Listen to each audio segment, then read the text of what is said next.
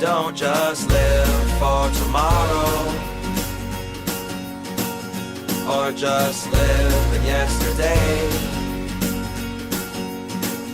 Just be glad for all you have that's in today. Hey everyone, Connie here, and welcome to my blind reaction to One Piece, episodes 902 to 905. So last time we got to just kind of get into things a little more with this arc. Zoro and Luffy took on Basil Hawkins, kind of to a draw. Neither side really won. But Luffy and them ended up escaping to continue to help and try and get Otama the medical attention she needs. They end up kind of meeting a stowaway on their ride, Otsushi, Otsuru. I keep making that exact mistake. I keep calling her Otsushi, and I don't know why. And I really apologize for that. Otsuru. It should be easy to remember because as I stated last time, her name it's the same name as the Marine woman. Um, just with the O in front of it. Um, Her name is just like the Marine woman is Suru, the one who has like the devil fruit that can like turn people into clothes or something like that. The old woman in the Marines though. Um, but Otsuru has the same name. That it should be easy to remember. But then there's this other girl who's also like really tall, really big, and we've seen humans who are really big like that before. She's being harassed by a Yokozuna and ends up being like secretly some kind of warrior or something, it seems. But she's helping them out because these smile-based devil fruit users kidnap Otama and take her after she's already been, healed in the village and everything. She's fine again, but she's kidnapped, and so now Luffy and them are off to try and rescue her. So yeah, a lot kind of happened. We still haven't gotten anything else with Robin, Usopp, or Frankie, but we will. It's just a matter of time, and we haven't seen the others who escaped the Thousand Sunny before before the entire whirlpool thing took it. Which again, I think that was supposed to happen. But yeah, they escaped on time. We still haven't seen them yet. Carrot, Sanji, Nami, Chopper, Brooke. um, and so there's still a lot to get to with this arc. Um, and I'm very excited as always. You guys know I've said it before in previous reactions, but I am super hyped still for this arc. We're just gonna kind of have to see how it goes from here. Let's find out. So when the screen fades to black, pause this redirect and go to the description below. Follow a link to the reaction, and after you watch it, come back here to the redirect and resume play.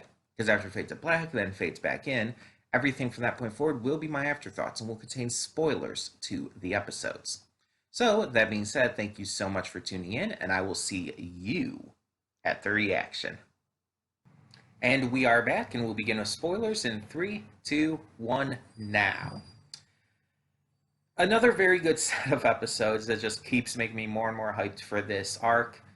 And it ended on the perfect point. It really did, but I'll get to that. So Luffy, Zoro, and Okiku are in Bakura town, and they come across Urashima, who is the Yokozuna. We saw him before. He was the one who was trying to convince Okiku to marry him.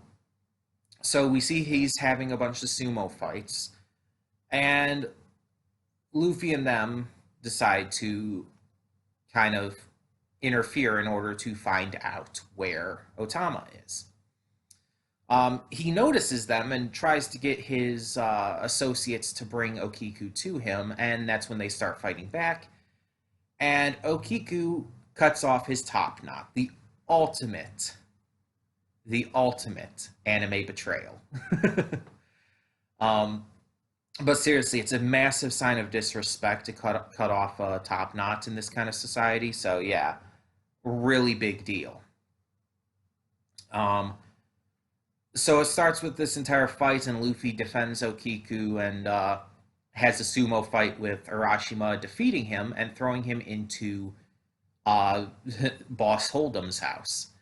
Hold'em comes out with Otama and starts a big standoff.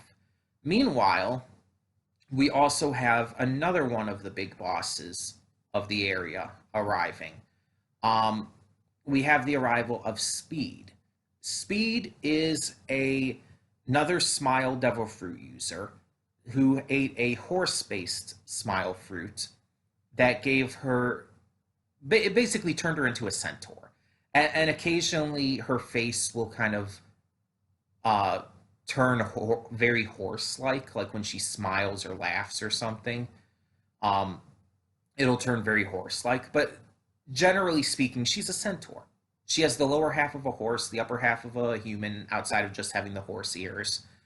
Um, and I'll be honest, she's super cute. Like I'm not. I don't mind. I don't care. Insane. It's like she's a bad guy and probably just as terrible as anyone else, but she's kind of cute, honestly. Um, I don't know. It's just I like the design of her. Like even the ears, like when we first see them, it like we see them twitch and stuff. It's like I don't know why, but that's just adorable to me. Um, but yeah, she has this golden treasure ship that she carts around town to give the people of Bakura Town their rations, basically, how it ends up. And so Luffy and Zoro decide to put together a bit of a plan. Luffy's going to save Otama while not fighting Hold'em, because doing so would incur the wrath of Jack, one of the Beast Pirate commanders who we saw back at Zoe, who had survived Zunisha's attack and returned. And so yeah, it would be very bad to actually take down Hold'em here. So instead, they're just going to get what they can and run for it. Um, so Luffy's going to save Otama. Zoro is going to, meanwhile, commandeer the treasure ship, and they're going to just cut and run, probably back to the village they were at before. Give them all the food and shit, and yeah. I can foresee some notable problems with this plan. Like, they'll probably be followed. And even if they're not, this would put that other village in major danger going forward. So unless they were to stay there, it would be a major problem. Um, but we'll see how it goes. Meanwhile, Law has found out about Luffy and them, and he is intercepting Basil Hawkins, who has come to Bakura Town to kind of, continue his plan of taking them on. Um, so Law has intercepted Basil, and we didn't get to see them actually fight or anything. At least not yet. That might still happen. We'll have to see. Um, Law is hiding his face though, due to Basil knowing them, and Law is actually trying to be cautious, unlike Luffy and Zoro.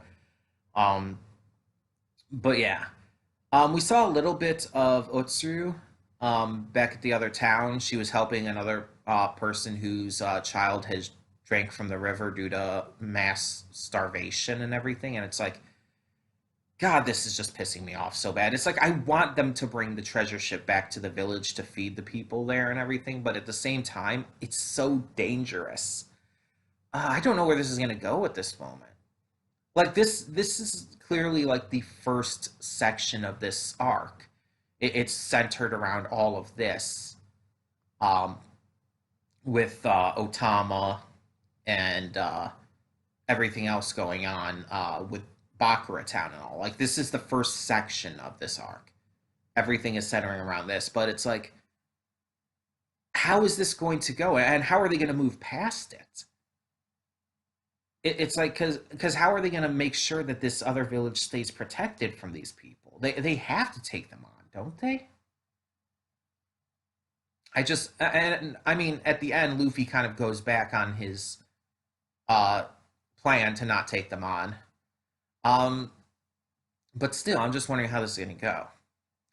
And yeah, so at the end, let's talk about that. So Luffy manages, everyone's accomplishing their goals.